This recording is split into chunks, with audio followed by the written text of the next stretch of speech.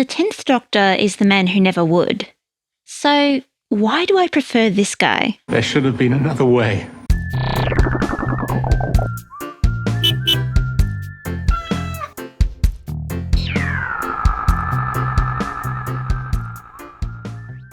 The 5th Doctor is underappreciated. He's been ranked lowest of all the Doctors. Fans accuse him of being boring, insensitive and cruel. What? Not to mention, 5 is most famous for a crowded TARDIS jam-packed with unpopular companions. I'm tired of being considered a joke. Well, I'm here to set the record straight. Today, I'm acting as the 5th Doctor's lawyer. This court is now in session. Stick around to find out why 5 is the most perfectly imperfect Doctor in classic Who. Imagine waking up in a body that isn't your own. You feel like you used to, but everyone treats you differently. Do you know, I think since his regeneration, he's become decidedly immature. From the minute he arrives, the 5th Doctor is in a no-win situation. His TARDIS is home to 3 very scared young people. 5 has to be the father of the group, keeping everyone together and keeping them alive. Doctor, it's Tegan! She's trying to move the TARDIS. Oh, good grief. But there's a problem. 5 is an old man trapped in a young man's body.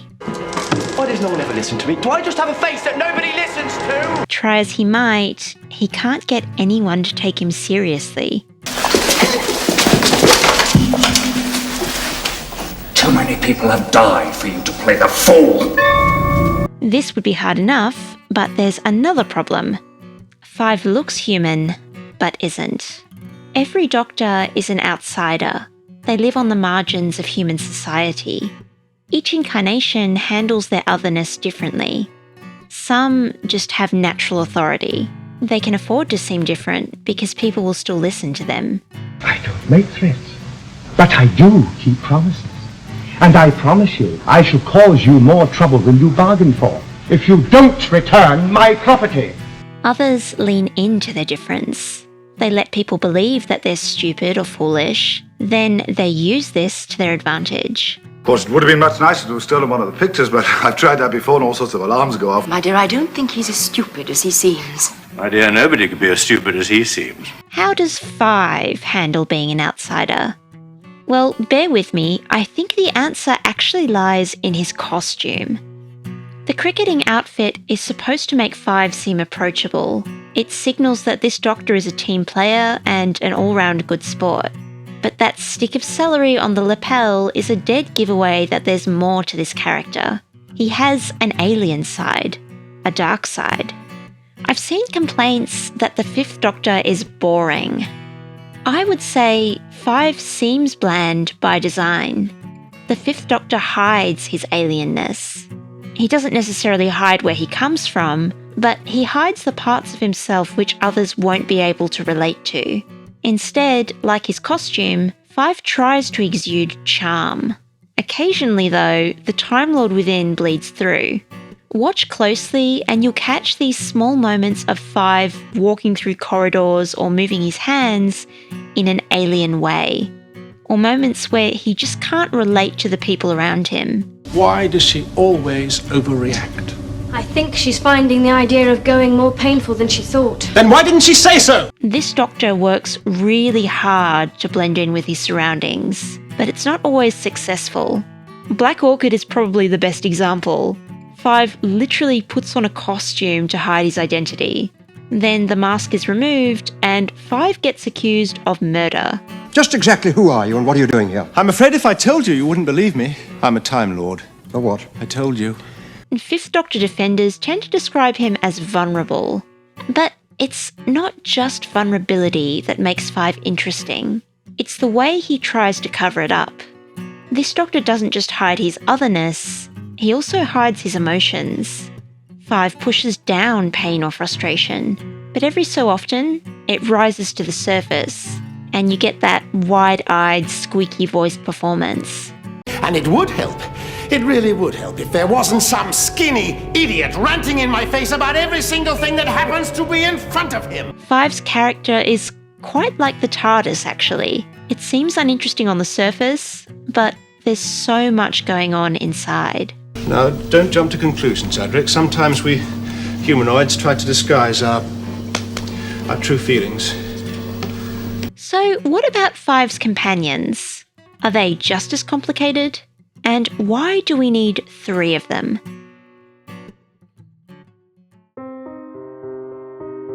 Picture this. Someone just killed your entire family and wiped out your whole planet. You're scared and alone. Your only option is to run away with a complete stranger. Master killed my stepmother, and then my father. And now the world that I grew up in. Then that stranger dies and changes his face. Now you don't know where to go or who to trust. Sounds like a horror movie, right? Well, this is the origin story for Five's companions. Many doctors and companions meet in less than ideal circumstances. But the Fifth Doctor's era is different because it approaches companions kind of like a David Attenborough documentary. Every episode, we zoom in on these people and see how time travel is affecting them. This makes for some fascinating character drama. Let's talk about 4 to Doomsday. By this story, everyone has just lost their families. They've seen the Doctor regenerate, and now he can't even get the TARDIS to work. I think the character work gets lost in this story, maybe because of its wonky production values. But there's actually some really strong characterization here. Tegan is feeling out of control. That's why she's desperate to get back to normal life as an air stewardess. When this doesn't happen, she tries to regain control by shouting. She's also terrified of losing her planet after having just lost everything else. And frankly, fair enough. So Tegan fixates on saving Earth from the Urbankans. Please, will you stop thinking of yourself? I'm not thinking of myself. We've got to get to Earth and warn them. Adric, meanwhile, has just lost 2 important people. His brother Vash and the 4th Doctor. He's not sure what his role is in this TARDIS anymore. He's not even sure if the Doctor still wants him. Perhaps one of us should stay with Nissa, Adric. No. We'll see you both later. So Adric compensates by showing off. Then he meets this evil alien frog who promises Adric a world without suffering. And of course, Adric instantly falls for it. Just think of it, Nissa. No more hunger, no more wars. Fine schools, fine hospitals. Fine tyranny. I know people find Adric insufferable here, but think about it for a second. Cults prey on vulnerable people. If you were 15 years old and you'd just seen this, and this, Farewell, my friends. Farewell forever. No! Wouldn't you want to believe in paradise? Nissa suppresses feelings with logic and channels everything into her science projects. She's kind of like a duck, calm on the surface while desperately paddling to stay afloat. By the end of this story, though, Nissa is exhausted and collapses. Doctor, Nissa? You might argue that Davison's era underplays the trauma these characters go through. And yeah, to a certain extent, I would agree. The reactions of these characters to events are definitely not always realistic. But while you were enjoying 48 hours peaceful sleep in the Delta Wave Augmenter, my mind was occupied. Classic Who is very episodic, and it doesn't always give character arcs the same attention as New Who would. Amy Pond, the girl who waited, you've waited long enough. Things like a companion's death were barely acknowledged after they'd just happened. Adric is dead. Tegan, please. We feel his loss as well. Well, you could do more than grieve. You could go back. However, I still enjoy this era because you can see how the past has shaped these characters. Take Nissa in Arc of Infinity. When the Doctor is sentenced to death, Nissa has a breakdown. Over here, Doctor. No, Nissa, I will not have blood spilt to save my life. Her sudden shooting spree may seem out of character, but we forget that Nissa has been holding it together with sellotape ever since the Master stole her father's corpse. New body, at last.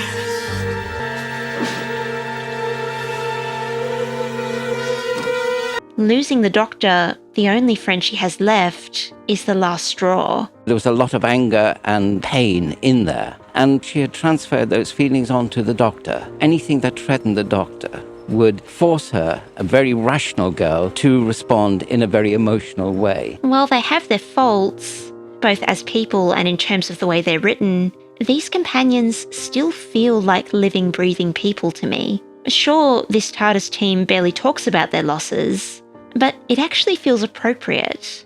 As we know, Doctor Who characters face death so often, they have to move on quickly. Otherwise, they wouldn't be able to cope. Always moving on because you dare not look back. Playing with so many people's lives, you might as well be a god. What's beautiful about the Fifth Doctor's era is that across the series, we see the Doctor and his companions learn to work together. What starts off as open hostility turns into this affectionate banter. So you're stuck with me, aren't you? So it seems. And each companion develops as individuals too. Nyssa learns from Tegan and becomes more assertive. You're beginning to sound like Tegan. I begin to understand how she feels. Adric becomes more selfless. Oh, we've done all we can do. This is your planet. I know, and I realise the consequences of this freighter crashing into it. And Tegan learns to enjoy time travel. It's like Earth after a thunderstorm. Same cause and reason. It's beautiful. Can't we stay here? Why not? But Lingua, why do we need 3 companions? Surely 1 or 2 would be way better. Yes, juggling 3 companions is tricky, and the show doesn't always do it very well. Often, one companion gets sidelined to give the others time to shine. Which is why I think when it came to Kinder, they put Nyssa in the cupboard for 2 episodes so that Janet could have a decent story. 3 is too many. Yet, this era still does characterization pretty efficiently. Watch the episodes in order and you'll notice that the writers pair off different castmates every story. One episode it's Adric and the Doctor, the next it's Adric and Tegan.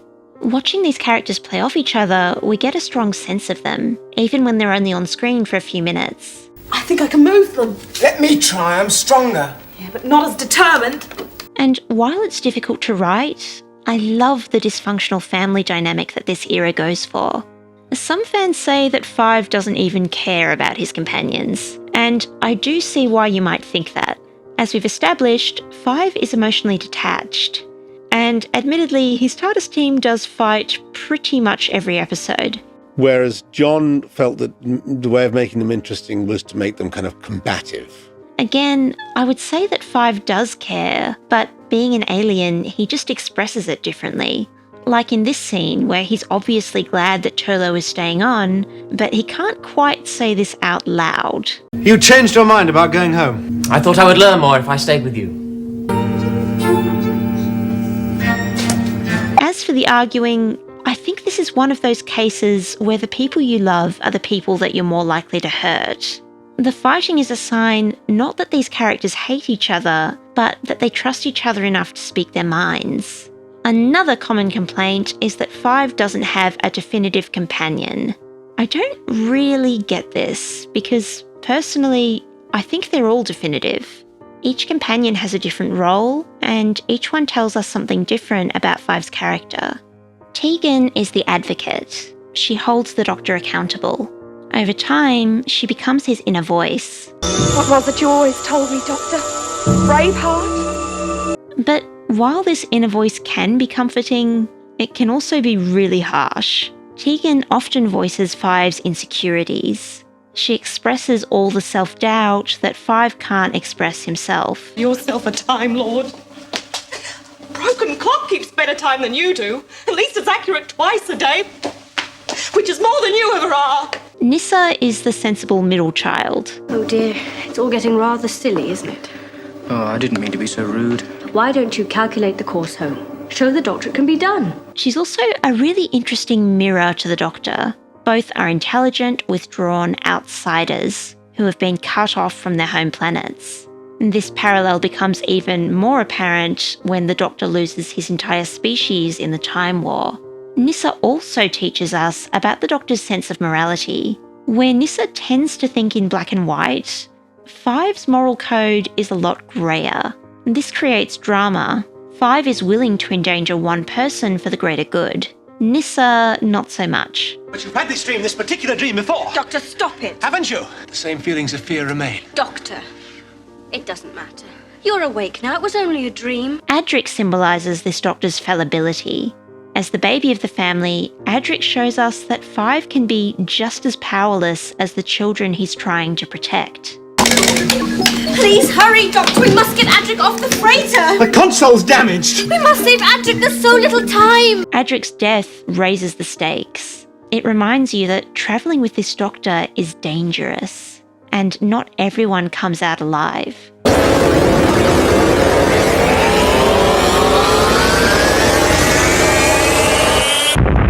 Then we have Turlo. What is the point of Turlo?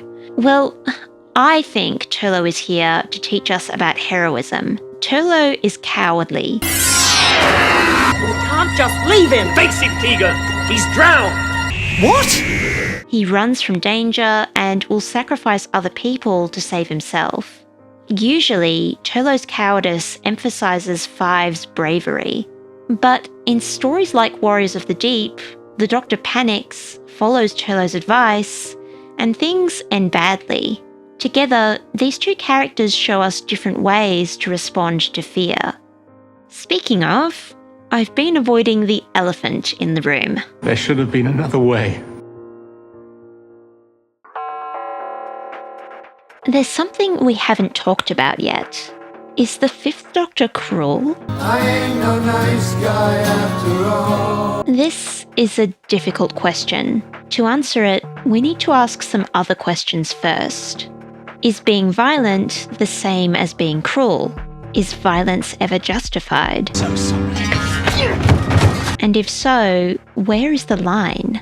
One story that tries to answer this question is Warriors of the Deep. Warriors of the Deep is a Cold War allegory, and it is deeply flawed. Oh dear. What is it? The Merca. In this story, an army of Silurians and Sea Devils meet some humans on a base. Both sides want to kill each other. The Doctor tries to talk them down, but can't. The Silurians and the Sea Devils attack, planning to start a war which will wipe out humanity.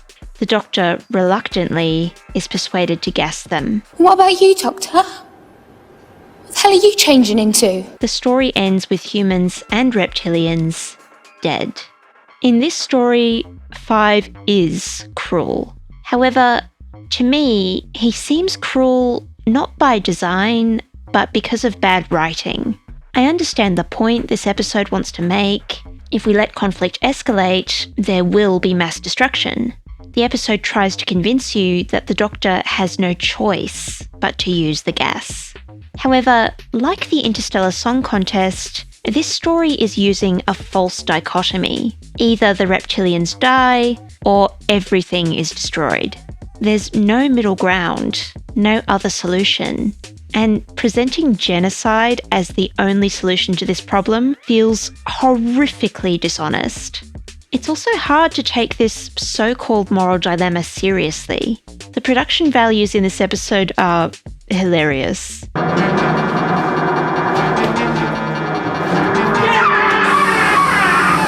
The characters are two-dimensional, and this makes it harder to take the Doctor seriously. Therefore, his actions seem even more incomprehensible. But there's a bigger problem. A problem also found in the Interstellar Song Contest. After using the gas, the Doctor gets no consequences. This is totally unacceptable. Yeah, he feels guilty, but no one calls him out, and the events in this episode are mostly forgotten. Warriors of the Deep and the Doctor's behaviour in it are indefensible. But putting this episode aside for a minute, is Five a cruel person overall? Well, it's complicated, but you could argue yes. He does use violence to solve problems, and sometimes this feels unnecessary. Help me! Please!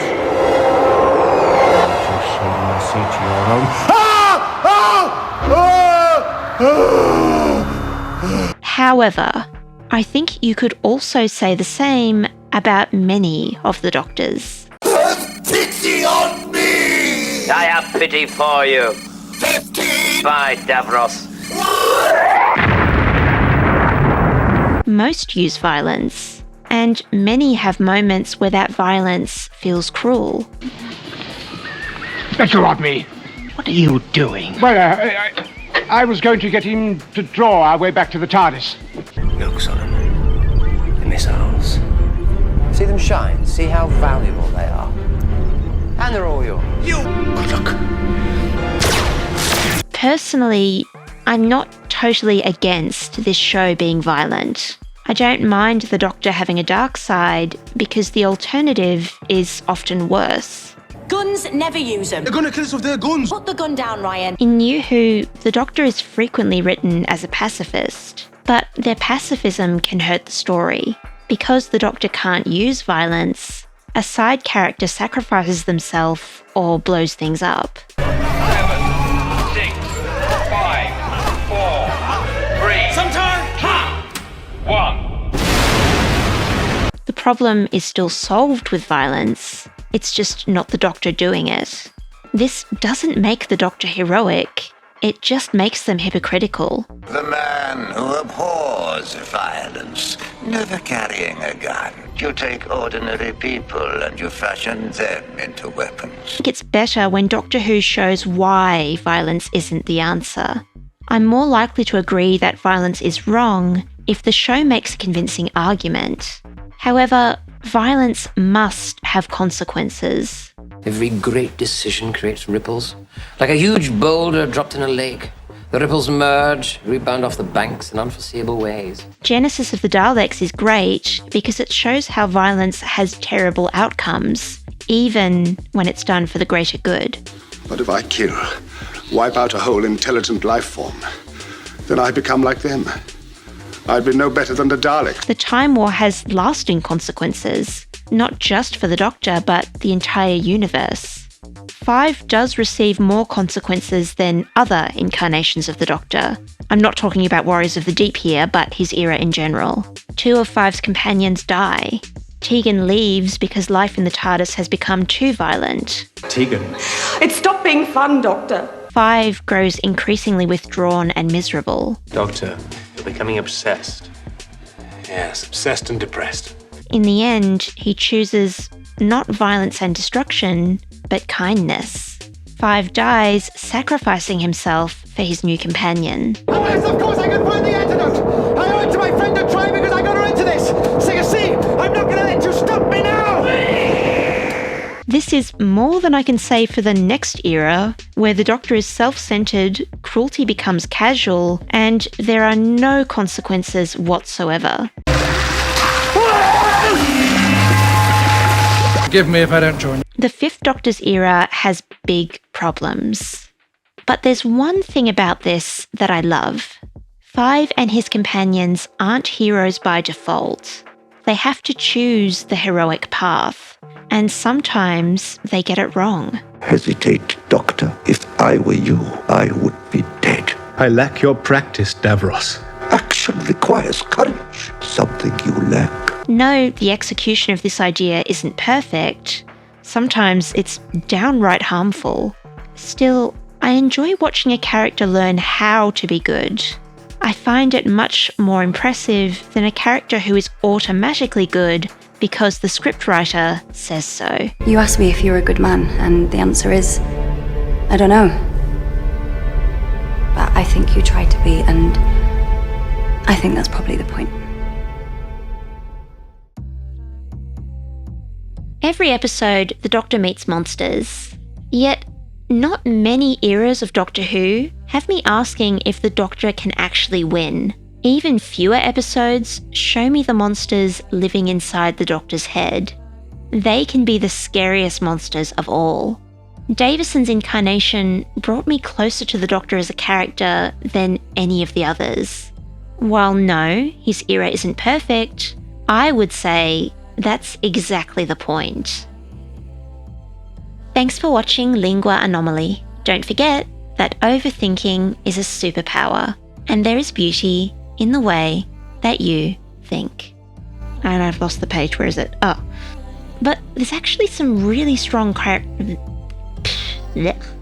Oh no, don't knock the mic over. Rani, cheeky monkey. A problem also found in the Oh my god, this cat. Pretty efficiently.